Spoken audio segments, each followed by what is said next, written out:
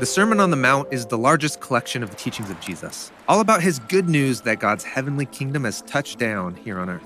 The teachings are divided into 3 parts: an introduction, a main body, and a conclusion. We'll start with the introduction, where Jesus addresses the identity of his followers. And this section has 3 parts. Right. First come 9 announcements that are often called the Beatitudes, and they're all about who is experiencing the good life. We'll look at the first set of 3, which claim that God's heavenly kingdom is coming to the least likely people. It begins like this. Blessed are the poor in spirit. So that word blessed is makarios. It's a word used to describe someone that you think is experiencing blessing, that is, God's favor and abundance. Look over there, that person's living the good life. Exactly. To see this point clearly, we could suggest the translation. How good is life for the poor in spirit? So, what does that mean to be poor in spirit? Well, in the Bible, a person's spirit is their life breath, their inner vitality. So if your inner spirit is poor, then you are lacking energy and power. Like feeling downcast or discouraged? Yes, but this phrase also can be used to describe those lacking external power, like those on the margins of a society. Now, being powerless doesn't seem like the good life. And that's the surprise that Jesus is going for here in this first line. And then the blessing that God has in store for them, that's in the second line. Because theirs is the kingdom of the skies. Okay, but what's the kingdom of the skies? Well, the kingdom of the skies is God's heavenly reality, where everything is done according to God's good will. And that's what Jesus is bringing here to the land for people to experience now. Jesus is going first to the poor and the powerless, inviting them into God's kingdom. And so this is the blessing. Instead of being last, Jesus offers God's kingdom to them first. Cool. The next one is, how good is life for those who grieve, because they will be comforted. People lacking power usually have to face a lot of hardship, loss, and grief. But Jesus announces that a time of comfort is coming. How good is life for the unimportant, because they will inherit the land. That word unimportant is the Greek word praus, which is often translated the meek.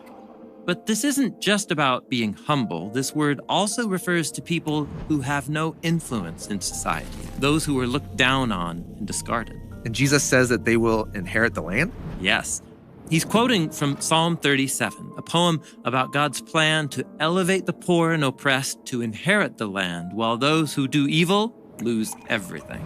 This recalls the beginning of the Bible story, where God gives the land to all humanity, to oversee it on God's behalf, not just some people, but everyone. So the first 3 announcements are about God's kingdom coming to the powerless, the grieving, and the unimportant.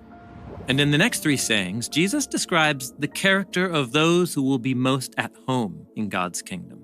How good is life for those who hunger and thirst for righteousness, because they will be satisfied.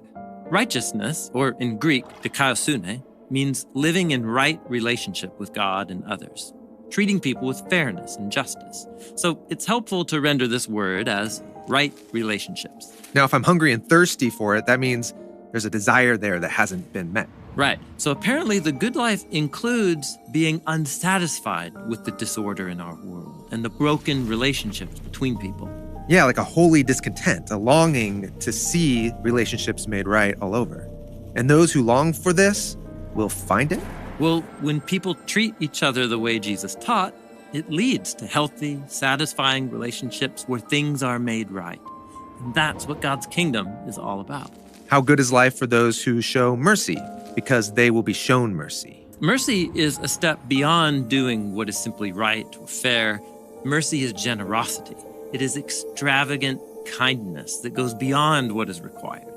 And the degree to which we show mercy is connected to how much mercy we'll receive. How good is life for the pure in heart, because they will see God.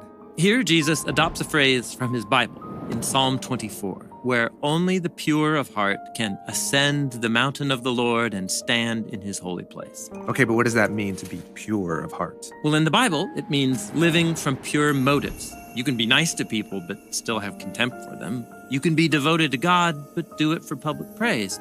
So being pure of heart is about having your desires align with God's desires, all of your actions. I mean, this is a high calling. Right relationships, a life of mercy, and pure motives.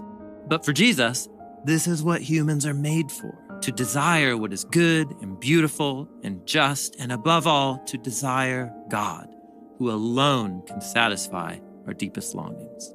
The last three announcements are about the difficult path ahead for those who choose to follow Jesus and enter into God's kingdom. How good is life for the peacemakers, because they will be called children of God. When God's kingdom arrives in full one day, it will bring peace between all people. And so anyone entering God's kingdom now is called to work as a peacemaker. That means entering into conflicts and working creatively to open up a just and generous path forward for others. And that may sound nice, but it can be dangerous, as Jesus goes on to say. How good is life for those who have been persecuted on account of doing what is right, because theirs is the kingdom of the skies. Very often, wading into conflicts and pursuing peace and reconciliation will mean pushing against the status quo. And that'll likely result in resistance, getting fired at from all sides. But if this peacemaking reflects the loving way of Jesus and is done for his reputation, it's worth it. How good is life for you when people insult you and persecute and spread evil lies against you on account of me? Celebrate and shout for joy, because your reward is great in the skies, for this is how they persecuted the prophets before you. Be prepared to be misunderstood, Jesus says. You could be made fun of, treated unfairly, or labeled. And Jesus says that's not only worth it, it's actually a cause for celebration. Right. Jesus says, look to Israel's past prophets as an example. When you are misunderstood for peacemaking, you stand in a long line of God's people who spoke up for righteousness, justice, and mercy. It is both the cost and the reward for bearing witness to God's kingdom. Next, Jesus describes his followers with a new image, comparing them to salt. Here's how he puts it. You are the salt of the land. So why is Jesus calling his followers salt? In the ancient world, salt had an important function: to preserve food and make it last a really long time. This is why, in the Hebrew Bible, salt is associated with God's long-lasting covenant promises to Israel. Right, so in that covenant, God chose Israel from among the nations to be his partners. He would bless them so that they could together spread life to the world around them. Right. And just like salt preserves food, the role of God's partners is to preserve the life of creation by preserving the covenant. And this partnership is a choice, which is why Jesus says, but if the salt becomes unsalty, with what can it be made salty again? It's useful for nothing, except to be thrown out and stepped on by humans. According to Israel's prophets, Israel violated their covenant with God. That is, they became unsalty. So God allowed enemy nations to conquer and exile them from their land and stomp all over them. But here, Jesus is announcing something bold to his followers. God is renewing his salty crew within Israel. Through Jesus, they can experience God's covenant blessings and recover Israel's calling to preserve the life of the world. Jesus then concludes with one final image, which goes like this. You are the light of the world. A city that is set up on a mountain isn't able to be hidden. Jesus is taking this image from the Hebrew prophet Isaiah, who said that one day God's heavenly reign will touch down on earth in Jerusalem high on a hill. This is a heavenly city, and its light will be like the dawn of a new creation. So Jesus takes an ancient promise about Jerusalem and applies it to himself and his followers. They are the light, they are the city? Exactly. God is beginning his new city, the new creation, right here and right now. And in this city, the whole world gets to experience the goodness of God. Right, which is what he says next. And they don't light a candle and place it under a basket. Rather, upon a candlestand, and it will shine on everyone in the house. In the same way, let your light shine before people, so that they can see your good works, and so they can give honor to your Father who is in the skies. So what does Jesus mean by good works? Well, elsewhere, Jesus and his apostles describe good works as acts of service for people in need and generosity to the poor. And this links back to the 9 announcements, where Jesus describes the character of those who are most at home in God's kingdom. They hunger for right relationships, and they work for peace in the world. And as they do so, they bring more and more of the light of God's kingdom from heaven down to earth.